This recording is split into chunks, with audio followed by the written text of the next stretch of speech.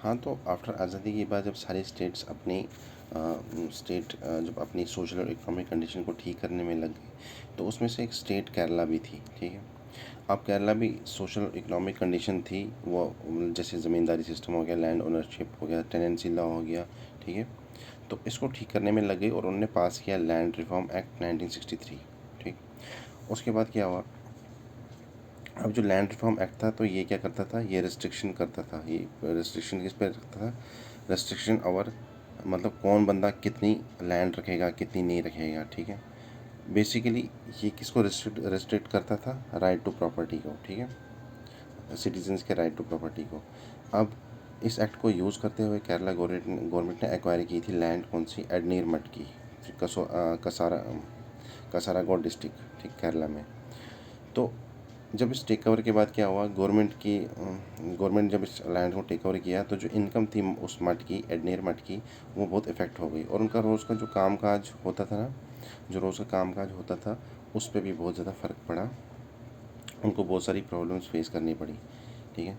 और इस एक्विजिशन को अब चैलेंज करने के लिए क्या किया, एडनेर मठ के जो हेड थे श्री केशवानंद भारती, उन्होंने क्या किया, तो उन्होंने केस रिप्रेजेंट किया सुप्रीम कोर्ट में और उनके वकील कौन थे, नाना भाई पालकीवाला। अब जो लैंड रिफॉर्म एक्ट था ये क्या करता है, ये रिस्ट्रिक्शन इम्पोज करता था सिटीजन्स के राइट टू प्रॉपर्टी पे।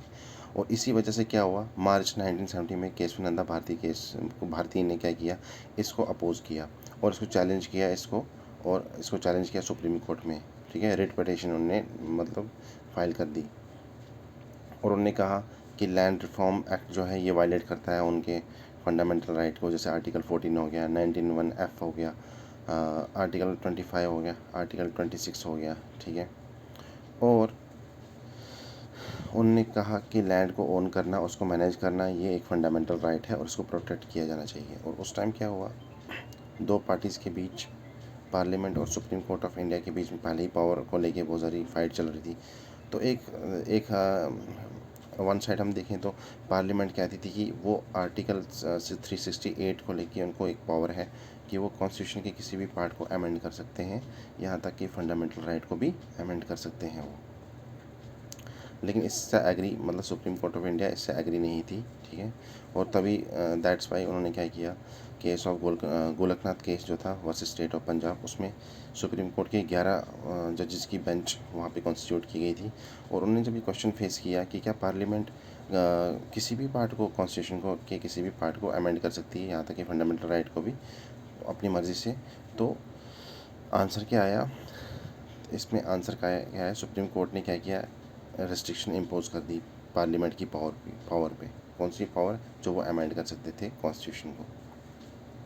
तो उसके बाद उसी टाइम क्या हुआ, पार्लियामेंट ने 3 अमेंडमेंट्स जो है वो इंट्रोड्यूस की, ठीक है। अमेंडमेंट 24, 25, 29, ठीक है। वो क्यों की, ताकि वो इस रिस्ट्रिक्शन को रिमूव कर सकें और वो अपनी पावर को रिगेन कर सकें।